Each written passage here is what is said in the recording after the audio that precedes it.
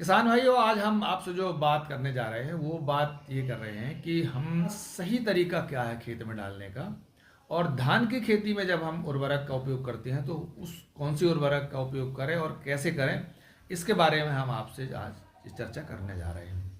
तो धान की खेती के लिए मित्रों सबसे ज़रूरी चीज़ होता है वो होता है फास्फोरस और नाइट्रोजन। ये दोनों तत्व जो है हमको, ये आपको डीएपी और यूरिया में मिलते हैं। तो जो डीएपी है ये डाई अमोनियम फॉस्फेट कहलाता है। तो ये जो डीएपी का मतलब है कि दो अमोनिया के अणु और एक फास्फोरस। तो अमोनिया एक तरीके से नाइट्रोजन का ही रूप है। तो जब हम डीएपी डालते हैं तो उसमें मतलब अमोनिया के माध्यम से नाइट्रोजन ऑटोमेटिकली मिल जाती है आपको। लेकिन आप अगर अलग से भी थोड़ा उस समय बोनी के समय भी अगर आप 10 किलो प्रति एकड़ के हिसाब से नाइट्रोजन डाल लेते हैं, माने यूरिया अगर आप डाल लेते हैं, तो ये आपको ज़्यादा कारगर होगा। तो इसको हम कैसे डालें? तो जो डीएपी है, पहले तो ये है कि मित्रों डीएपी हमको बोनी के पहले ही डालना चाहिए। जैसे आप अगर आपको बोनी करना है तो आप अपना खेत तैयार कर लीजिए, और खेत तैयार बोनी करने के ठीक अगर एक हफ्ते पहले अगर आप डीएपी डाल लेते हैं, और डीएपी की लगभग 40 से 50 किलोग्राम प्रति एकड़ के हिसाब से अगर आप डीएपी को गोबर की खाद थोड़ा होना चाहिए और डीएपी पहले डाल लीजिए और उसको खेत को पाटा लगा दीजिए। इससे आपके खेत में जो डीएपी है वो सक्रिय हो जाएगी, और एक हफ्ते के अंदर जो उसका फास्फोरस है वो ज़मीन पे अंदर नीचे की तरफ चला जाएगा। और जब आप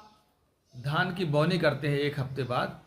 तो उसको अंकुरण के समय से ही आपकी धान को डीएपी के अंदर जो फास्फोरस है वो आपको उसका पोषक तत्व मिल जाएगा, और आपका जो पौधा है वो बहुत मजबूत उगेगा। डीएपी के जब घुलता है पानी के अंदर जाता है तो डीएपी कैसे वो फास्फोरस और अमोनिया अलग अलग हो जाते हैं, तो वो एक रासायनिक क्रिया होती है, और उस रासायनिक क्रिया में एक ऋण आयन होता है और एक धन आयन होता है, जिसकी वजह से आपकी ज़मीन में जो और अन्य पोषक तत्व होते हैं तो उसका एक समीकरण बनता है, और उस समीकरण में ज़्यादातर समय पे डीएपी का जो प्रभाव है वो जड़ों तक नहीं पहुंच पाता है, वो जड़ों तक पहुंचने में उसे रोकता है। इसीलिए अगर आप डीएपी को एक साथ बोनी के पहले एक हफ्ते पहले डाल देते हैं तो ये आपकी फसल के लिए बहुत ज़रूरी होता है, और ये बहुत अच्छा काम भी करेगा। तो जो इसकी हम मात्रा पे अगर आप देखें तो आप 50 किलो डीएपी, 10 किलो पोटास और 10 किलो यूरिया का एक बेसल डोज बना लीजिएगा, और इसको आप डाल दीजिएगा खेत में। बोनी के एक हफ्ते पहले डाल दीजिएगा और डाल करके इसको पाटा चला दीजिएगा और खेत को छोड़ दीजिएगा,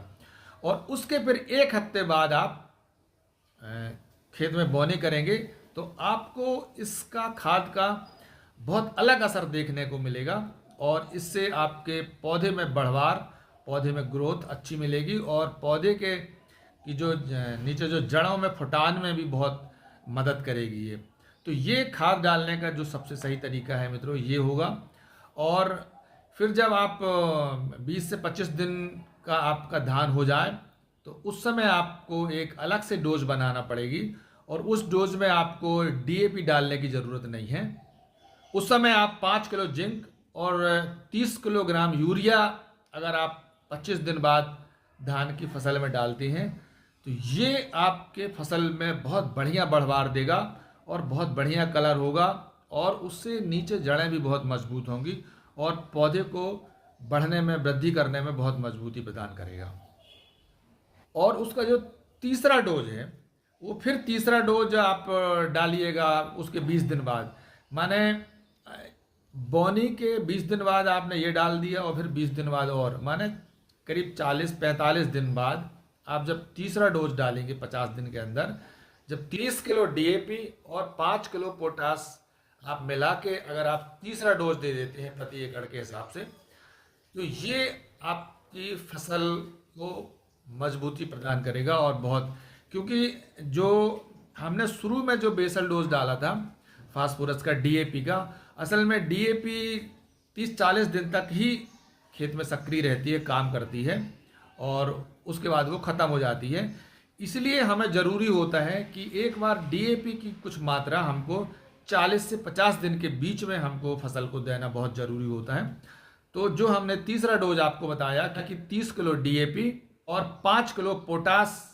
को आप तीसरे डोज के तौर पर अगर आप खेत में डाल देते हैं, तो आपकी फसल में शानदार वृद्धि होगी,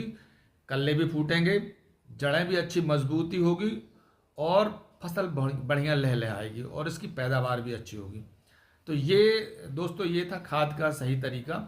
और हम पुनः आपसे ये कहते हैं कि आप इन तरीकों को आप हमसे ज़रूर समझ रहे हैं, लेकिन आप फिर भी एक बार अपने कृषि विस्तार अधिकारी, सहायक कृषि विस्तार अधिकारी और जो कृषि विज्ञान केंद्र हैं वहाँ पे जो